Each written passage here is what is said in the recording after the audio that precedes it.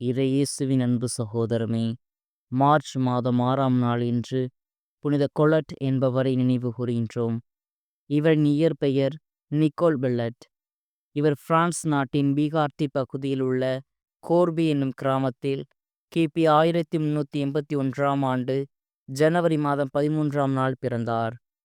இவரது பெற்றோர் முதிர் வயது வரை குழந்தை பாக்கியம் இன்றி இருந்ததாகவும், பின்னர் அவர்கள் புனித நிக்கோலஸை நோக்கி குழந்தை பேறு வேண்டி ஜெபித்ததால் அவர்களது 60வது வயதில் புனித கொலட் பிறந்ததாகவும், பிறந்த குழந்தைக்கு புனித நிக்கோலஸுக்கு நன்றி கூறுவதாக பிறந்த குழந்தைக்கு நிக்கோல் என்று பெயரிட்டதாகவும், அவரது பெற்றோர் அவரை அன்புடன் நிக்கோலட் என அழைத்ததாகவும் கூறப்படுகிறது. புனித கொலட் தனது 18 வயதில் அவரது பெற்றோரை இழந்தார். பின்னர் அவர் பெகுன்ஸ் எனப்படும் சகோதரிகளின் சபையில் இணைந்தார். அச்சபையோரின் இணையற்ற வாழ்க்கை முறையால் ஈர்க்கப்பட்டார்.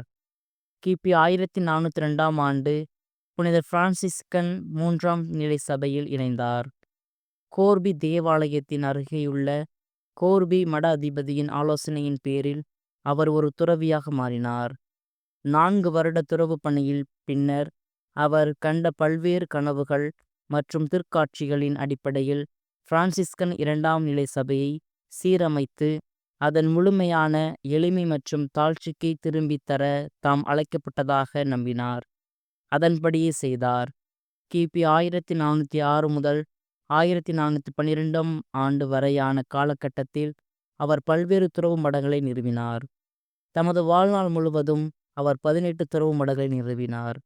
துறவு மட காரியங்களுக்காக அவர் பயணித்த ஊர்களுக்கு காலணிகள் அணியாது வெறும் காலுடையே பயணித்தார்.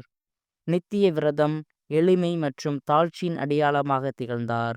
கிபி 1447ஆம் ஆண்டு மார்ச் மாதம் 6ஆம் நாளன்று கெம்ட் என்னும் இடத்தில் புனித கொலட் தனது 66வது வயதில் மரித்தார்.